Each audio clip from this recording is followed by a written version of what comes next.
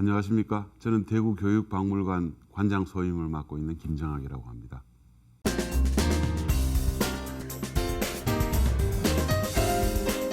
네, 오늘은 디지털 시대의 교육의 미래와 미래의 교육에 관해서 함께 생각해보는 그런 시간을 가지겠습니다.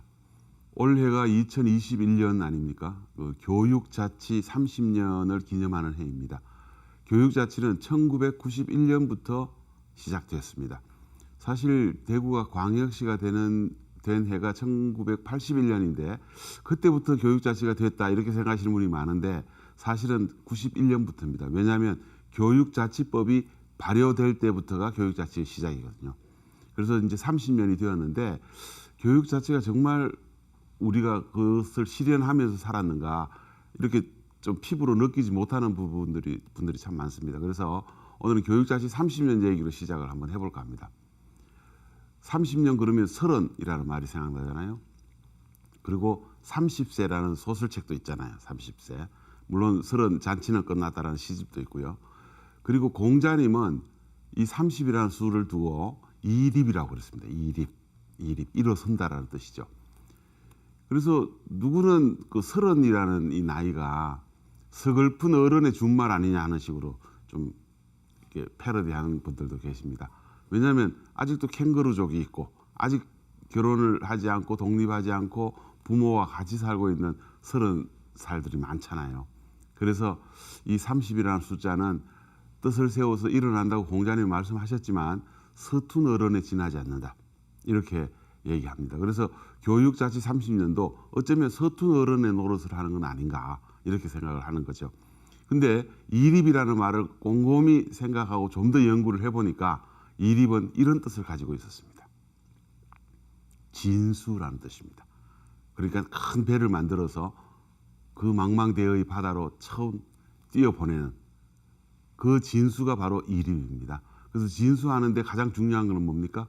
도선사라는 사람이 굉장히 중요합니다. 그래서 교육자치 30년의 혜택을 입은 사람들은 정말 큰 배를 바다에 띄우는 도선사 역할을 할 수 있는 사람이어야 된다. 이렇게 한번 제 나름대로 기교를 시켜봅니다.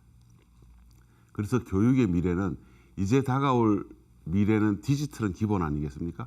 근데 디지털은 기본이지만 교육의 미래는 공감이 결정한다. 이렇게 전제를 하고 시작해 보겠습니다. 미래는 생각보다 빨리 온다라는 말을 했습니다. 어느 분이 했냐면요. 그 디아멘디스라는 미래학자가 얘기를 했는데 그분이 이 책을 썼어요. 미래는 당신이 생각하는 것보다 빨리 온다. 그래서 이 책을 딱 2달락으로 이렇게 요약을 해보면요. 거시적인 관점에서 볼 때 교육에는 양과 질이라는 2가지 중요한 문제가 있다라고 얘기를 했고요. 그리고 디지털 시대이니만큼 연간 10억 명의 안드로이드 교사가 필요하다. 이렇게 얘기를 했습니다. 그래서 이 2가지 얘기로 이제 요약이 되는데 많은 전문가들은 교육이 VR의 킬러 앱이다. 이렇게 생각한다고 그러셨어요. 디지털 시대에. 그건 아마도 VR과 AI의 조합 아니겠습니까? 그리고 VR은 이제 뭐 AR, MR로 이렇게 자꾸 발전하기 때문에 분명히 킬러 앱일 수 있다고 생각합니다. 그리고 AI와 결합된 VR은 전통 교육에서 오랫동안 부족했던 공감과 정서를 기술적으로 촉진시킬 수 있는 잠재력이 있다. 이런 말씀을 하셨습니다. 그러니까 잠재력이 있다라는 부분이 상당히 중요한 부분입니다. 증강현실이라고 다 아시죠? AR입니다. 진정한 마술을 부리는 것처럼 보입니다. 근데 이게 교실에서 하더라도 세계로 확장된다는 이런 장점이 있지 않습니까? 그래서 모든 발걸음이 VR, MR, AR의 발걸음은 예술 수업과 역사 수업이 된다. 이렇게 이제 디지털 시대의 교육의 미래를 이렇게 단정하는 것이죠. 근데 이걸 한 곳에 모으면은 정말 맞춤형이 되거나 뭐 학습 환경이거나 그리고 지금 그 코로나19가 오면서 그야말로 비대면 수업이 굉장히 장족의 발전을 했지 않습니까? 매우 다른 미래로 지금 우리가 가고 있다. 이렇게 생각할 수 있습니다. 이게 착각이든 현실이든 시작된 겁니다. 그래서 미래는 당신의 생각보다 빨리 온다. 이 말은 디지털과 얼마나 공감할 수 있는가라는 숙제에 다다르게 되어 있습니다. 그래서 지금까지 미래학자들과 세계의 석학들이 교육의 미래를 어떻게 점쳐왔는지 우리가 한번 일목요연하게 정리할 필요가 있다 생각했습니다. 니콜라스 네가라폰테라는 분입니다. 이분은 아주 대단한 분입니다. 미국 MIT의 그 미디어 랩을 창시했던 분이고요. 정보라는 것이 얼마나 큰 황금 가치가 있다라는 것을 우리한테 알려준 사람입니다. 이분은 어떻게 얘기했냐면요. 30년 내로 우리는 문자 그대로 정보를 소화할 수 있게 되고 이 정보를 뇌에 비축할 수 있고 알약 하나만 먹으면 영어나 섹스피어 작품을 배울 수 있다. 이렇게 얘기를 했습니다. 이 얘기를 처음 했을 때도 좀 너무 황당무계한. 근데 그야말로 진술을 해서 정방향으로 나가고 있는 듯한 착각을 우리한테 주는 거죠. 이분 때문에 우리에게는 디지털이 있는 겁니다. 디지털이라는 것을 제일 먼저 명명한 분이 이분이거든요. 그래서 이제 세상은 아톰이 지배하던 시대에서 비트의 세계로 변화하고 있다. 이렇게 얘기하잖아요. 그래서 이분이 쓴 책이 이 책이에요. Being Digital이라는 책인데 우리한테는 디지털이다 이렇게 번역이 되어 있죠. 그래서 디지털 시대를 개막한 사람은 교육을 이렇게 보고 있었죠. 두 번째는 프로이트입니다. 정신분석가, 오스트리아 의사시잖아요. 꿈의 해석이라는 책을 너무나 잘 알고 계시잖아요. 이분은 교육에 대해서 이렇게 얘기했어요. 교육은 불가능하다. 정치나 정신분석처럼 결국은 불만족스러운 결과를 얻게 될 거라고 처음부터 확신할 수 있다. 그래서 교육은 그야말로 미래로 가면 갈수록 굉장히 어려워질 거다. 이렇게 좀 비관론적인 견해를 밝히신 분도 계시죠. 그리고 잘 아시는 엘빈 토플러입니다. 제3의 물결을 주창하신 분인데 이분은 이렇게 먼저 얘기해요. 미래는 생각보다 빨리 온다. 디아멘디스 얘기하고 너무 비슷하죠. 그것도 예상치 못한 순서로 온다라고 그랬습니다. 그리고 스마트 사회가 이렇게 빨리 앞당겨질 줄은 감히 아무도 예상하지 못했다. 이렇게까지 수려합니다. 그러니까 교육이 지금까지 어떤 단계로 어떤 스팬으로 이렇게 발전되어 왔는데 디지털 시대가 되면 그야말로 넘을 건 넘고 지나칠 건 지나치면서 또 다른 목적을 향해서 아주 초스피드로 달려나갈 것이다. 이렇게 생각하시는 거죠. 이분이 했던 말 중에 꼭 귀담아 들을 말이 있습니다. 21세기 문명인은 읽고 쓸 줄 모르는 사람이 아니다. 배울 수 없고 배우지 않으며 다시 배울 수 없는 사람이다. 이렇게 얘기를 합니다. 이것의 말을 미루어 본다면 디지털이라는 것은 어쩌면 무한 반복으로 우리를 교육시키는 존재다. 이렇게 생각할 수 있는 거죠. 그래서 예전처럼 예전의 학습 방법으로 가지고는 어떤 지식에 도달할 수 없다라는 데에 대한 경고일 수 있습니다. 자, 처음에 제가 예를 들었던 그 생각보다 미래는 빨리 온다라고 했던 디아멘디스입니다. 이분은 미래학자이기도 하고 의사이기도 합니다. 이분은 미래를 예측하는 가장 좋은 방법은 직접 만들어 보는 것이다. 이렇게 얘기를 합니다. 그래서 디지털 시대가 되면 교육에 있어서는 대단한 변혁이 일어날 것이다 라는 것을 예상하는 거죠. 그 변혁의 예는 가장 단순한 예는 4차 산업혁명 아닙니까? 이름도 성도 모르는 얼굴도 모르는 4차 산업혁명이 다가오는데 이분이 큰 메시지를 던지고 있다. 저는 그렇게 봅니다. 미래학자들 얘기가 계속 이어지는데요. 다니엘 H. 핑크의 말을 한번 들어봅니다. 새로운 미래가 온다라는 책은 우리한테 번역이 되어서 굉장히 베스트셀러가 되어 있죠. 이 사람은 하이 컨셉, 하이 터치 시대가 온다. 그 시대를 향유하려면 디자인, 스토리, 조화, 공감, 놀이, 의미가 만족되어야지만이 새로운 미래라고 규정할 수 있다. 이렇게 얘기를 했습니다. 그런데 하나하나씩 뜯어서 생각해 보면 디자인, 스토리, 조화, 공감, 놀이, 의미는 조금씩 진화하고 있는 것은 사실입니다. 피부로 느끼기도 하고요. 체감도 하지 않습니까? 자, 그러면 지금까지 서양인의 시각으로 본 교육의 미래를 예측을 했다면 우리는 지금 동양인 아닙니까? 그러니까 동양인은 어떻게 교육을 툭 던졌는지 저 멀리로 한번 돌아가 봅니다. 공자님 말씀부터 보겠습니다. 공자님이 인생 삼락을 얘기하면서 우리가 잘 아는 문구 있지 않습니까? 학이 시섭지 불역 예로하라. 배우고 또한 익히니 이 또한 즐겁지 아니한가. 이렇게 얘기를 하셨거든요. 근데 공자님이 말한 인생 삼락 중에서 한 가지의 즐거움은 학습입니다. 학습은 교육과는 개념이 좀 다르죠. 교육이 education이라면 학습은 teaching and learning입니다. 그래서 우리는 공자님의 인생 삼락에서 교육이 시작됐다고 생각하는데 그렇지 않습니다. 진정한 교육은 맹자님이 먼저 얘기를 하셨습니다. 맹자님은 군자 삼락을 얘기했거든요. 군자 삼락 중에 제일 전제가 그겁니다. 군자가 된 것, 왕이 된 거는 차치하고 나머지 세 가지 즐거움이 있다 했는데 제일 마지막에 보십시오. 득천하 영재 이 교육지. 천하의 영재를 얻어서 가르치고 기르는 것이 교육이다. 이렇게 되어 있거든요.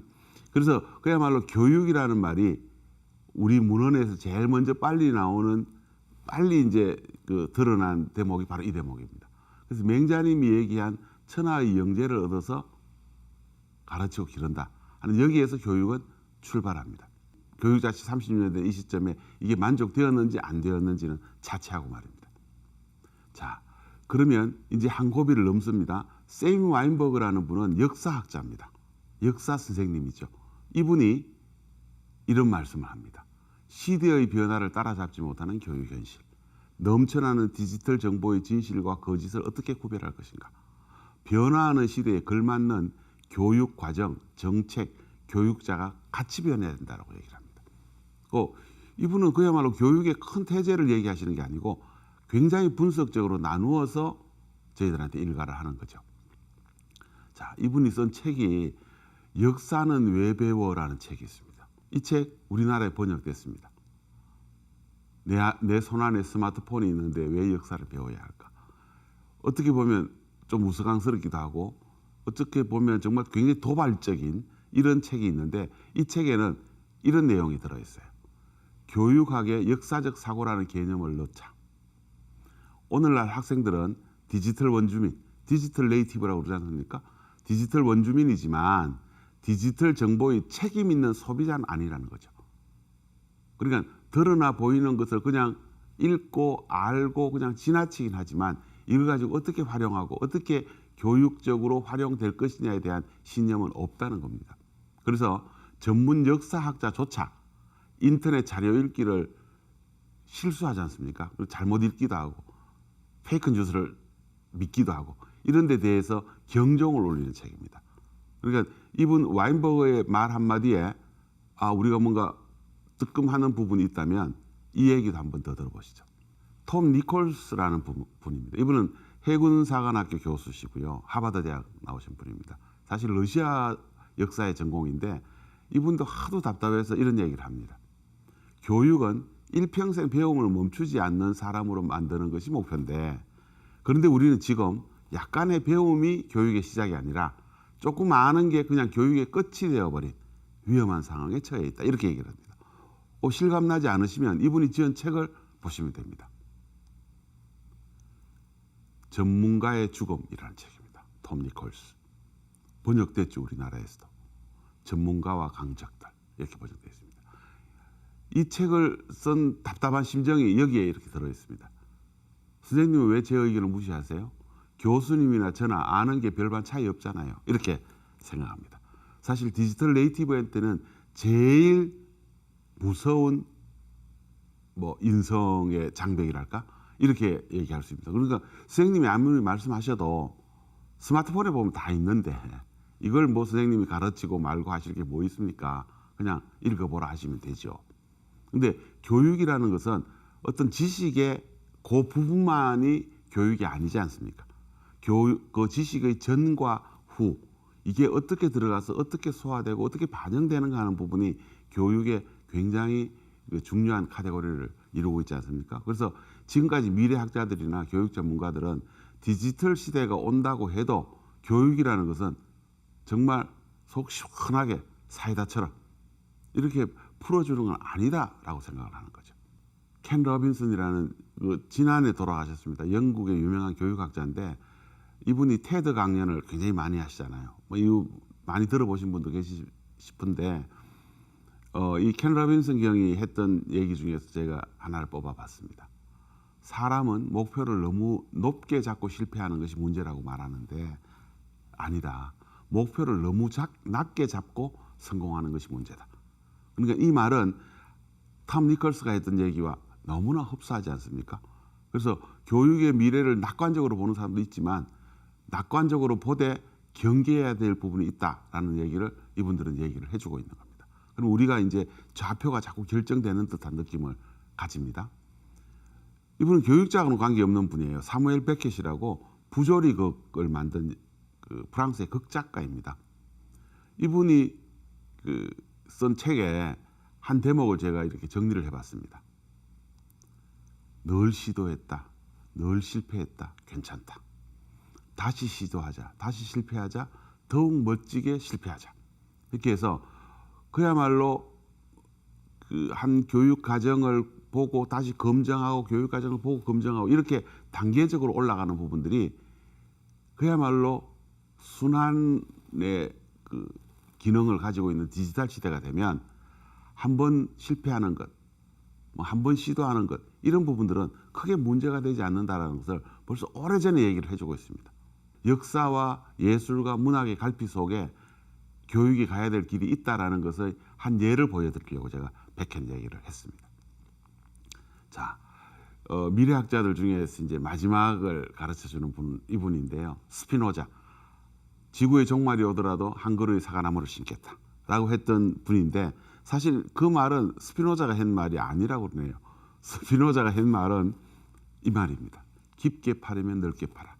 여러 말 중에서 가장 저희가 지금 새겨 들어야 될 말이 이 말입니다. 우리는 어릴 때부터 교육을 받아오면서 한우물을 파라라는 게 사실 굉장히 그 교훈처럼 강령처럼 되어 있습니다. 근데 서양식 사고방식으로는 깊게 파려면 넓게 파라라고 설파하고 있습니다. 지금 이 말을 곰곰이 새기면은 정말 맞는 말이구나 이렇게 되짚어서 생각하시는 분들도 많을 거라고 생각합니다. 자, 교육의 여러 가지 미래를 예측하는 얘기들을 이렇게 종합해 보니까 이렇게 네 가지로 종합이 돼요. 무지향성 변수가 너무나 많아서 교육의 미래는 속단할 수 없다. 그리고 기술적 변화만으로 인문학적 변화를 낙관할 수 없다. 역사라든가 문학이라든가 예술이라든가 이런 부분들이 기술적 변화 카테고리 안에 들어갈 수 없다는 거죠. 그리고 디지털 네이티브, MZ세대를 위한 패러다임이 다시금 정리되어야 된다. 그리고 바른 교육의 미래를 이끌려면 그야말로 신의 행정과 지범 계차의 원칙을 지켜야 된다. 이것은 여러 가지 말을 종합해서 제가 생각한 워딩인데요. 신의 행정이라는 것은 종교를 가지는 사람의 믿음의 단계입니다. 일단 믿고 그 다음에 이해하고 그 가르침대로 행동하고 그 행동을 남에게 증명해 보이는 거. 이게 신의 행정이거든요. 그러니까 교육의 진정한 맛은 이 신의 행정 끝에 나온다. 이런 말씀을 드리고 싶습니다. 그리고 지범계차라는 것은 예전부터 이런 규약이 있었는데 그 규약을 지금까지 낡은 것을 지켜올 것이 아니라 지킬 건 지키고 범할 건 범하고 열 것은 열고 닫을 것은 닫는, 그러니까 제대로 된 패러다임을 만들기 위해서 조금씩 고쳐 나가야 될 것들을 지켜가면서 교육의 미래를 열어보자 하는 거죠. 이 네 가지 조건으로 교육의 미래가 진행이 된다면 이 말씀을 드리고 싶습니다. 우리에게 다가오는 미래는 4차 산업혁명으로 지금 대표된다 이렇게 볼 수 있거든요. 4차 산업혁명은 융합과 복합, 이것이 키워드입니다. 근데 우리는 처음부터 디지털 시대가 열리면서 통합이냐 융복합이냐 통섭이냐 하이브리드냐 너무나 많은 얘기를 들어봤잖아요. 근데 이것도 어떨 때는 굉장히 공허하게 들리는 거예요. 왜? 통합은 물리학적 해법입니다. 융복합은 화학적 해법입니다. 통섭은 생물학적 해법이고 하이브리드는 유전학적 해법입니다. 이 해법의 너무나 복잡한 해법 속에서 교육의 미래를 짐작한다는 것은 쉽지 않죠. 저는 교육박물관의 관장으로 근무를 하면서 역사가 교육의 미래에 큰 영향을 미칠 것이다 라고 신앙처럼 생각하고 있는 사람입니다. 그래서 역사가 어떤 공감을 이루어서 어떤 교육의 미래를 열어줄 것인가에 대해서 얘기를 해보고자 합니다. 그래서 교육은 이해와 소통과 공감의 산물이어야 됩니다. 그래서 제가 모두에도 말씀드렸습니다만은 교육의 미래를 여는데 가장 큰 열쇠는 공감이라고 생각합니다. 그래서 역사 속에서의 공감 사례를 한번 얘기해 보려고 합니다.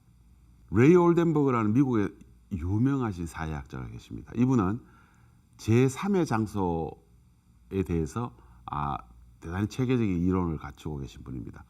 제3의 장소란 뭐냐면 사람은 태어나서 세 가지 장소가 있다는 거죠. 제1의 장소는 집이라는 공간입니다. 제2의 장소는 공부를 하거나 돈을 버는 회사 또는 학교라는 공간입니다. 제3의 공간은 비공식적인 공공장소, 새로운 것을 얻을 수 있는 공간, 다른 사람과 교류할 수 있는 공간, 이 제3의 장소를 찾는 것이 중요하다라고 했을 때 저는 이 이론을 받아들일 때 제3의 공간은 박물관이어야 된다 이렇게 생각한 사람 중에 한 사람입니다. 그래서 박물관이라고 제3의 공간을 결정을 하고 박물관의 진화에 대해서 제가 한번 알아봤습니다. 박물관은 이런 형태로 진화해 왔습니다. 아이존, 핸존, 마인존, 필존. 눈으로만 보는 박물관 시대가 있었습니다. 대학 박물관을 생각하시면 되죠. 그 다음에 창체 활동을 통해서 아이들이 막 유물을 만지고 유물 모조품을 만지고 이렇게 해서 부순 것을 다시 결합하기도 하고 해서 손으로 만져볼 수 있는 박물관. 이게 핸즈온 박물관입니다. 그 다음 세 번째는 마인존. 디지털 시대를 맞아서 그야말로 자료도 계속 업데이트해서 보여주고 영상으로 보여주고 뭔가 스토리텔링을 통해서 보여주는 박물관. 이게 마인존 박물관입니다. 지금 마인존 박물관이 세계 박물관의 대세를 이루고 있습니다. 그리고 필존은 마인존 박물관이 지나고 나면 박물관에 대해서 스스로 느끼는 박물관이 되는, 그래서 마인존 박물관을 이해하는 박물관 이렇게 이름을 풀이할 수 있고요. 필존은 느끼는 박물관입니다. 그래서 마인존 박물관을 여러 군데 제가 조사를 해보니까 정말 감동적인 박물관이 있었습니다. 그래서 그걸 소개해 드리려고 합니다. 디지털 시대의 공감을 일으키는 우리 주변의 박물관.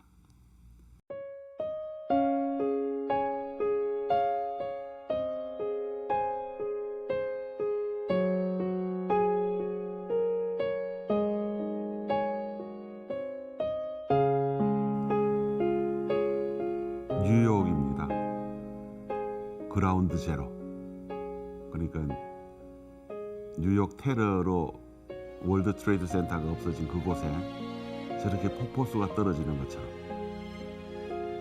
저 사고로 생명을 잃은 사람들의 눈물 같은 것을 상징하는 큰 폭포 두 개를 만들어 놨습니다.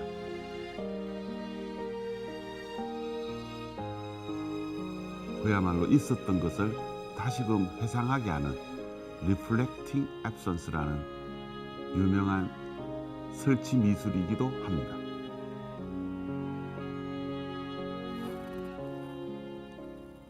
미국 뉴욕 911 메모리얼 앤 뮤지엄이라는 박물관입니다. 그 월드 트레이드 센터가 서 있는 두 장소에는 저렇게 폭포가 만들어졌고 그 중간에는 조그마한 기념관이 만들어져 있습니다. 그래서 제가 저걸 보면서 굉장히 놀라웠던 것은 저렇게 그 동판으로 이렇게 새긴 데는 이름이 다 새겨져 있습니다. 죽은 사람의 이름이. 2,977명이 죽었거든요. 그래서 인연과 기억이 되살린 희생자의 이유 있는 침묵 이렇게 제가 제목을 붙여봤는데 저 이름 중간중간에 이렇게 꽃도 이렇게 방문하는 사람들이 꽃을 꽂을 수 있는 그야말로 명복을 빌 수 있는 공간이 만들어졌거든요. 저 공간이 어떻게 저 이름자가 어떻게 새겨졌는가 어떤 순서로 새겨졌는가 굉장히 고민했습니다. 알려고. 그라운드 제로를 공중에서 본 모습입니다. 정말 이 슬픈 장면은 여러분들이 보도로 많이 접하셨을 거로 생각하는데요. 이렇게 허물어진 이곳에 박물관이 있고 기념관이 서면서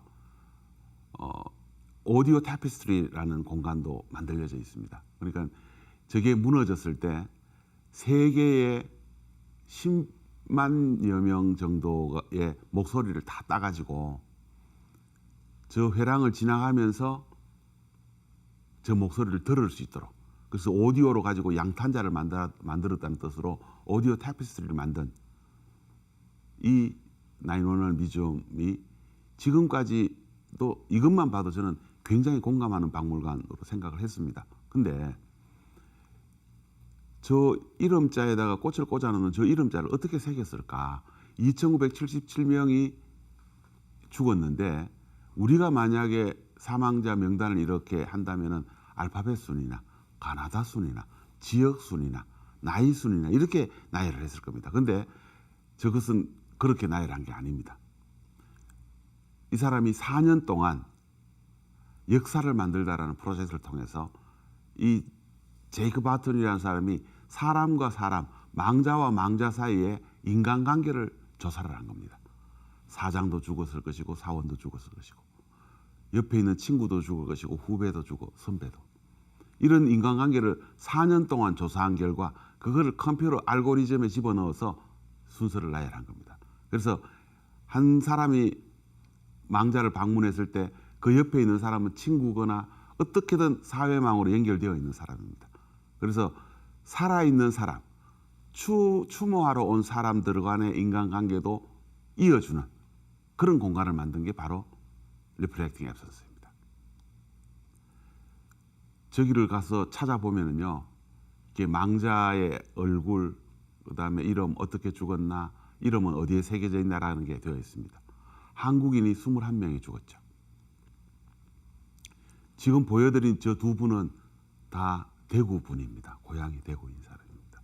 그래서 고향까지 집어넣어서 검색을 해서 저 이름자 앞에 가서 추모하는, 이렇게까지 박물관을 만들면서 고민하고 걱정하고 잊지 말자라고 되새기면서 만든 박물관의 사례가 우리한테 있었던가. 그래서 충분히 공감할 수 있는, 이건 디지털이 만들어준 결과입니다. 디지털이 아니면 이런 결과를 만들어줄 수 없습니다. 디지털이 만드는 감동, 단순히 재미있고 즐겁고 신나고 신기하고 이런 감동만 기대하는 것은 교육적 효과가 없을 것이다. 저는 그렇게 보는 거죠. 너를 버리고 떠나지 않겠다라는 게 저 공간의 메시지입니다.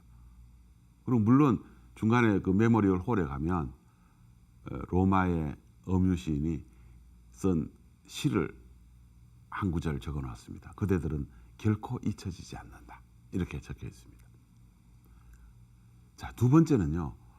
미국 뉴욕에 있지만 이건 그야말로 건물로서의 박물관이 있는 건 아닙니다. 데이브 아이세이라는 저 사람이 스토리코어라는 프로젝트를 하면서 라디오 PD를 하던 사람인데 저 사람이 PD를 그만두고 퇴직금으로 저 스토리코어라는 저 꼭 대포알 같이 생긴 버스를 하나 샀습니다. 물론 그 전에 이 사람은 한 중국인 사진 작가와 같이 뉴욕 할렘가에 있는 아주 빈민촌, 빈민굴, 플롭하우스가 빈민굴이라는 뜻 아닙니까? 플롭하우스를 찾아가서 그야말로 홈리스 그리고 가난한 사람들, 사회적 약자 이런 분들 인터뷰를 했죠. 인터뷰를 해서 책으로 묶어낸 게 플롭하우스입니다. 저 책을 저 주인공들한테 가서 한 권씩 나눠주려고 갔는데 어느 복도에서 저 당사자를 만나요. 그 사람이 자기가 난 걸 보더니만은 막 들고 복도를 뛰죠. 책을 들고. 그래서 가서 왜 내 책을 들고 막 뛰어갑니까? 제가 책을 드리려고 했는데, 그러니까 이 사람이 하는 말이 모든 이에게 잊혀지는 줄 알았다. 나는 부모하고도 이미 단절된 지 오래 지났고 형제 친구도 없고 나는 죽어있는 목숨이나 같았는데 이 책 안에 내가 이렇게 살아있네요. I exist. 나는 이 세상에 존재하고 있다. 그래서 한 사람의 존재 증명을 해준 셈이 됐죠.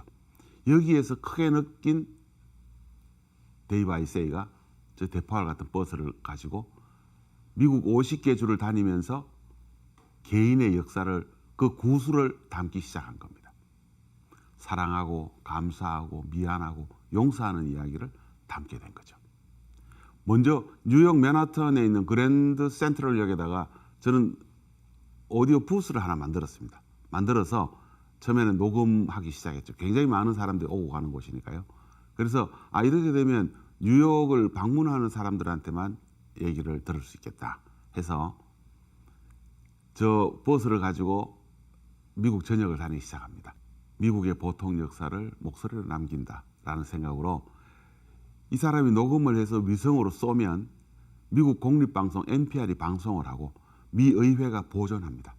그래서 결국 미국은 근대를 기억하고 있는, 현대를 기억하고 있는 보통 사람들의 목소리로 그 역사가 기록되는 거죠. 슬로건이 경청하겠습니다. 존경합니다. 서로 나눕시다.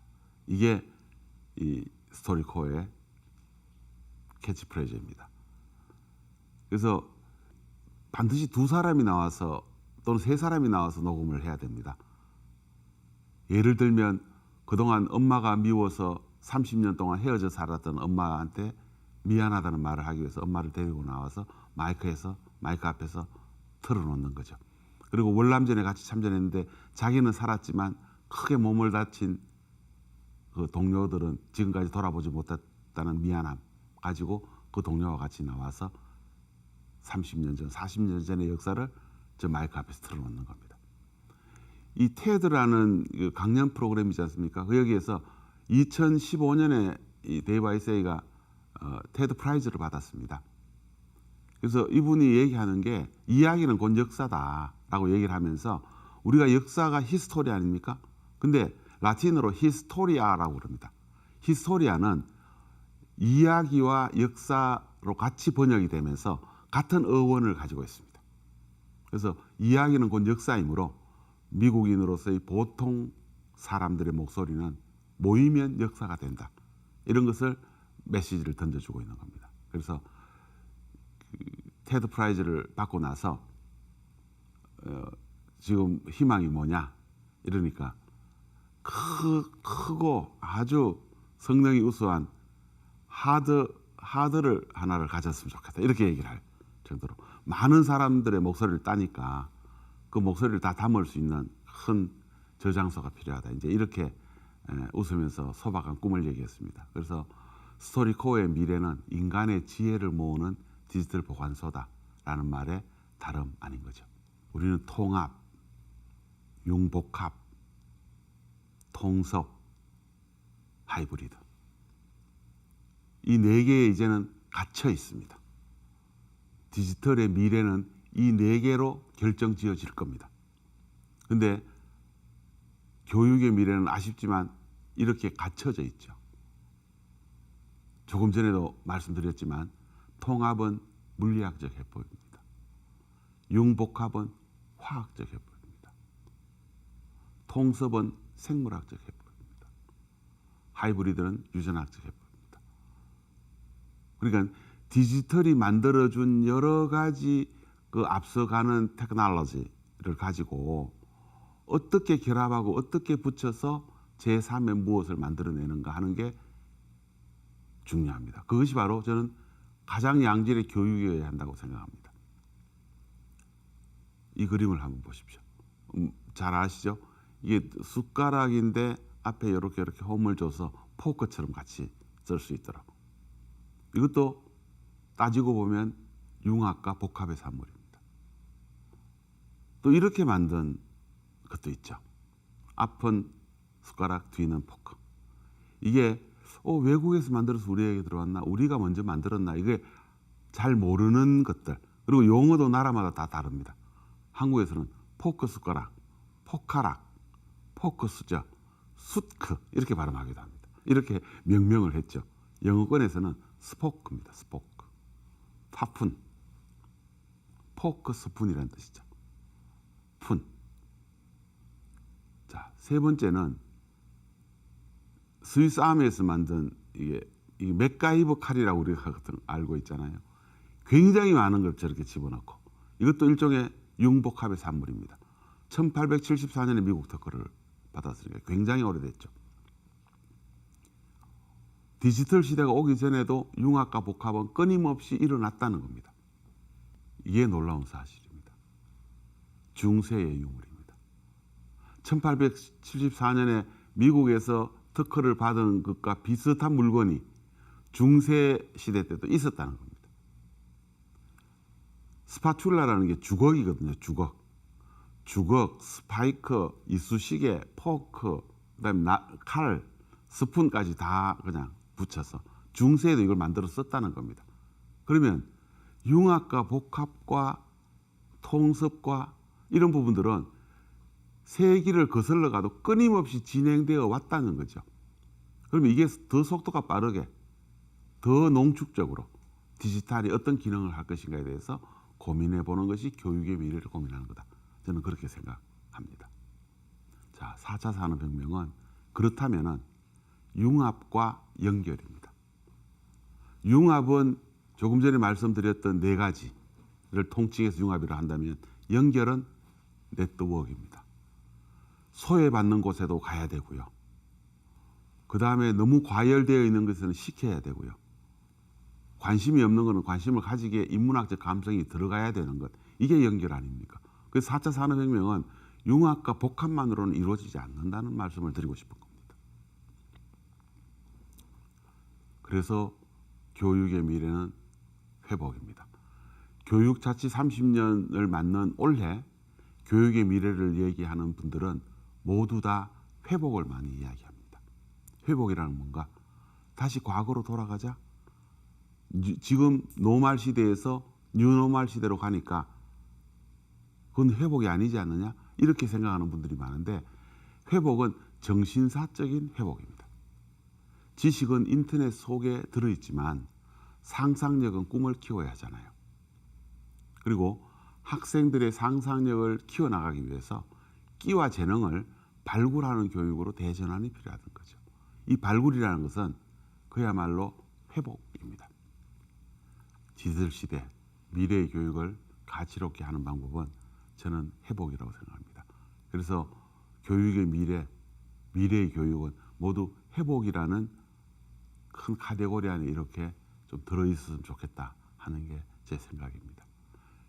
자, 제가 교육박물관 관장으로서 역사의 세 가지 기능을 짧게 말씀드리면서 정말 그 회복의 가치를 좀 더하고 싶습니다. 역사라는 것은 존재감, 책임감, 그리고 정의감을 길러준다고 생각합니다. 존재감이라는 것은 내가 어디에 있다는 좌표를 찍어주는 거잖아요.